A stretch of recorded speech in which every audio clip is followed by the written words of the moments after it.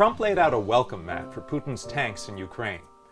Three key facts about this story aren't getting enough attention: Trump's role, President Biden's role, and your role. Number one, Trump was clearing a path for Putin even before he became president. Normally, presidential campaigns are deeply involved in crafting their party's platform. But at the 2016 Republican convention, Trump's team reportedly had only one demand for the party platform. And it wasn't building the wall. It was stripping the call for weapons for Ukraine to defend against Russian invasion. That's weirdly specific. And when Trump was pressured about it, he parroted Putin's talking points, dismissing Putin's invasion of Ukrainian Crimea, which had already taken place. He's not going to go into Ukraine. You can mark it down, you can put it down, you can take it anywhere you want. Well, he's already there, isn't he? You know, the people of Crimea, from what I've heard, would rather be with Russia.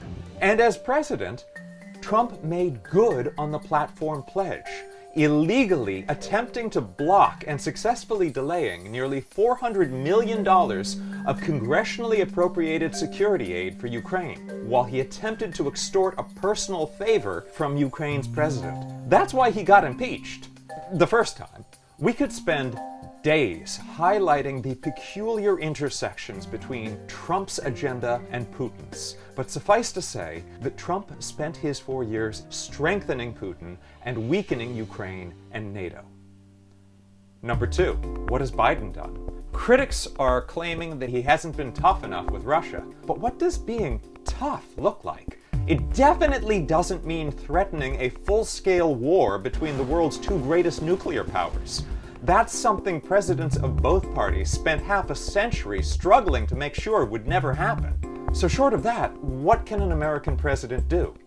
Well, President Biden used U.S. intelligence to alert the world to the imminent invasion months before it happened. This deprived Putin of any possibility of the element of surprise and helped undermine his attempts to spin false narratives. Ahead of the invasion, President Biden provided defensive weapons to Ukraine, including handheld anti-tank and anti-aircraft missiles. And the defensive nature of these small weapons was important because it meant that they wouldn't play into the fiction that Putin was peddling, that Ukraine was a threat to Russia. President Biden also rallied NATO and the international community to join in condemning Russia's aggression and imposing sweeping sanctions that are already battering the Russian economy. Tragically, none of these actions by themselves will spare the Ukrainian people the horrors they're facing. Putin has created a situation